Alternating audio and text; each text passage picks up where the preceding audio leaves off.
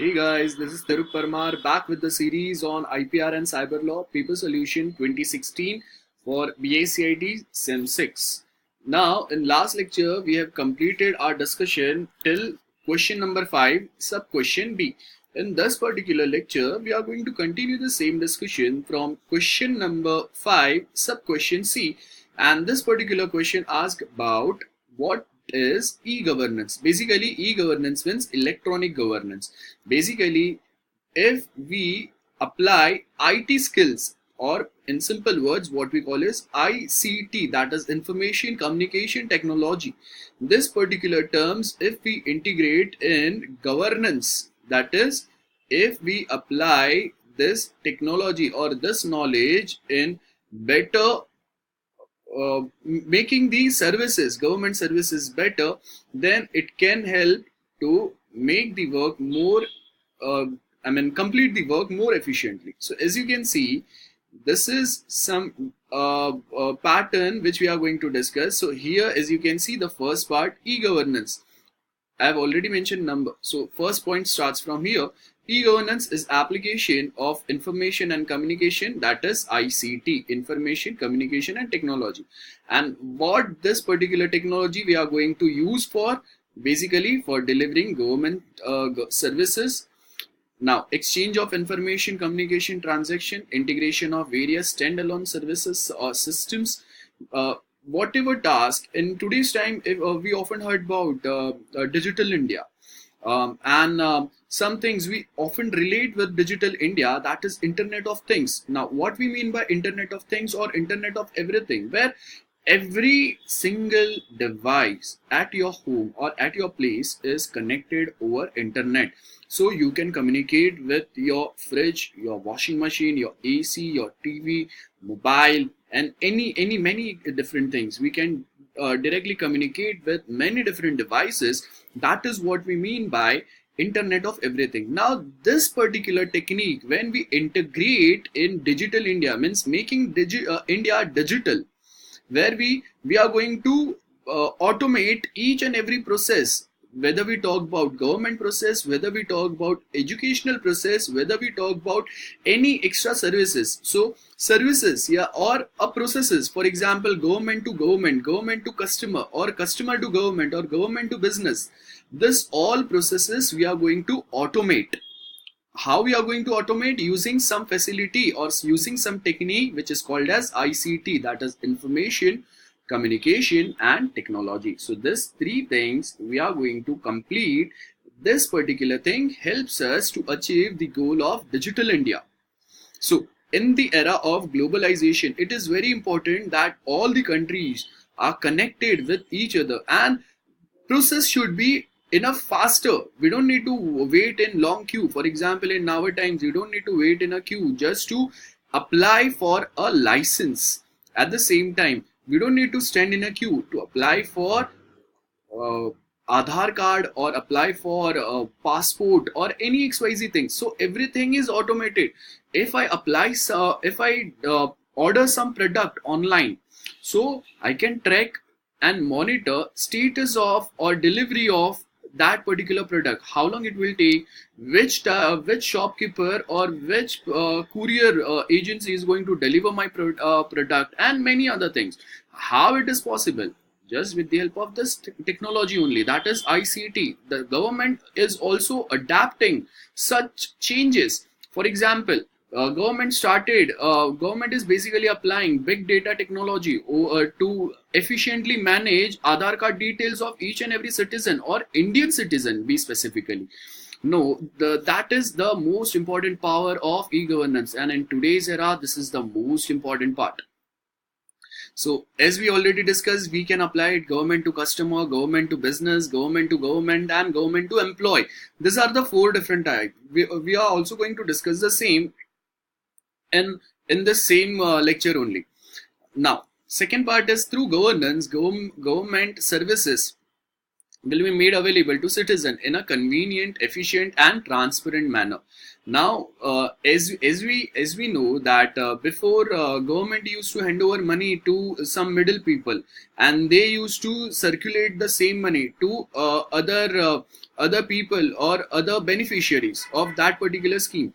Now in that particular pattern, the old pattern, money, if government sends 1 rupees, only 10 paisa reaches to normal beneficiaries or main beneficiaries. So that was the biggest loophole in our system. But as soon as we started using e-governance, that means government directly linked bank account of each and every beneficiary or citizen with their government agency. So instead of handing over that money to some middle person, government is directly going to deposit the same money in their bank account. So this can reduce the loopholes and the same services can reach to all the beneficiaries. For example, we can talk about gas subsidy. So whenever you purchase any gas cylinder, the rest money directly gets deposited in your account, and many other things are provided by government in today's time. Now, next point is, in e-governance, there are no distinct boundaries. So we can elaborate the same services as and when required for any XYZ things. Now, there are basically 3 main targets or groups that can be distinguished in e-governance. For first is government process or procedures we can regulate. Citizens, for example, RTI, one facility is provided under the Information Technology Act 2005, where we can officially ask a question to any government department about their progress or about the money which they are taxpayers' money which they are utilizing for some schemes. So where they utilize, how they utilize, and what is the basic terms. So for many different things we can use it. At the same time, for business or interest groups also we can apply the same technology. Many business companies nowadays, they don't need to go and face to face meet some person to pay their tax and to check some different activities. They can directly just pay taxes online nowadays.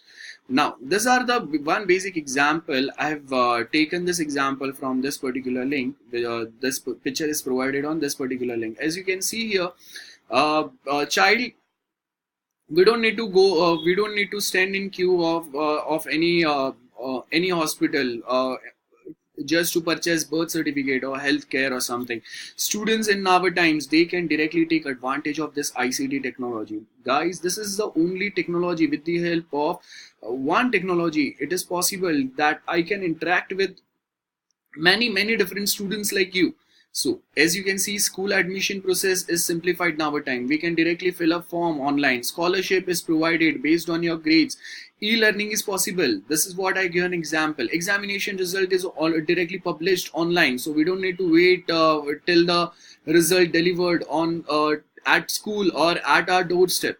At the same time, youth and nowadays employment services. For example, if I need to start any new company, or in simple word we call it startups, so I can directly apply for license online. Employment services provided, vehicle registration, RC book, we can just file registration online, delivery license, driver's license, passport, and many other things. At the same time, for family, as we know, agriculture facility, there is one channel which is started by our Indian government, e-Kisan or some, I don't remember the name, and many other things. As you can just read it out this thing, and you can just quote the same in example as well. So let's start with the discussion. First is government to citizens. So government to citizens, for example, ICT technology is basically provided, where government can make the citizen aware about different schemes which is provided to different customers or different different citizens of India. Basically, before when ICT was not present, there are many schemes of services which is provided by government, but many people are not aware because there are not lack of advertisement and lack of awareness, we can say. So to strengthen the relation between government and citizen using technology, so how we basically provide it basically deals in two-way communication. Some services are provided from government to citizen, and in return government is going to take feedback from citizens. So that is what we mean by citizen to government. Allows citizens to instant message directly with public administration. We can directly ask about if we have submitted or applied for any services. We can directly take the status of the same with the help of some email facility or chatting application, can cast remote electronic votes.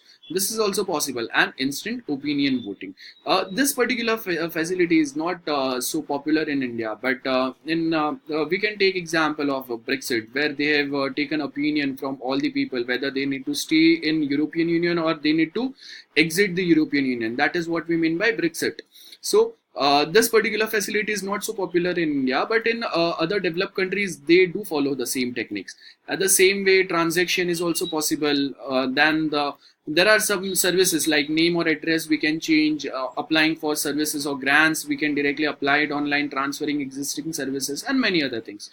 Now we'll start discussion about second, that is government to employees. So basically what services is basically provided from government to their employees. So the objective of G2E is agency to improve able to improve eliminating delays in processing. For example, before people used to stay in long queues to get their pensions.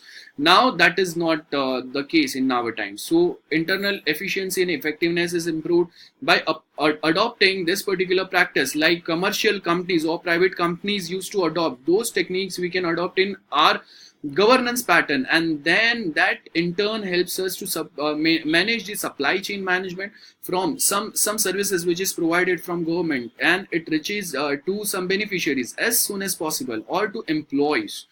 Knowledge management is also possible, like from what time we are working in any particular company, how much taxes are deducted, or how much provident fund there should be present in our account, and many other things. Same way, payroll and pension plans. And I hope this particular are self-explanatory point. We'll start discussion about third point.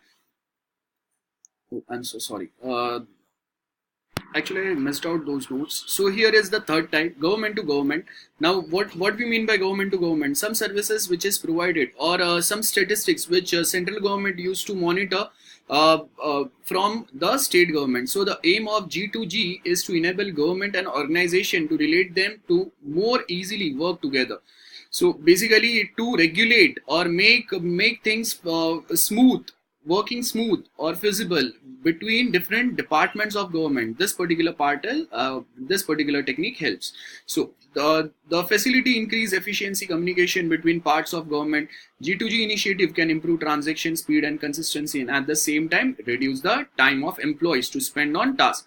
Same way, there are many other things. These are very self-explanatory things. And the last is government to business. Now what we mean by government to business: some special facilities which is provided from our government or central government or state government to businesses there.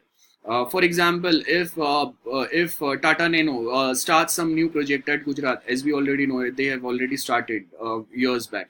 So basically, what type of facilities Gujarat government provided them online, without wasting much time. That is what we are going to talk here. So government to business means the objective is to reduce burden of businesses. How? With the help of enabling digital communication using a language of e-business. We are quite familiar with XML language. Moreover, the government should refuse the data reported advantages of commercial and many other things. So basically, some facilities which is provided from government to many different startups or big organization which is running in our country or in our city or in our area. Those things we basically talk here. So I hope you can easily just read out these points, because it is very simple, not any IT related not any hardcore concept provided here. You can just directly read out this particular points. So in next lecture we'll continue our discussion from question number 5 and other sub question of the same. Thank you.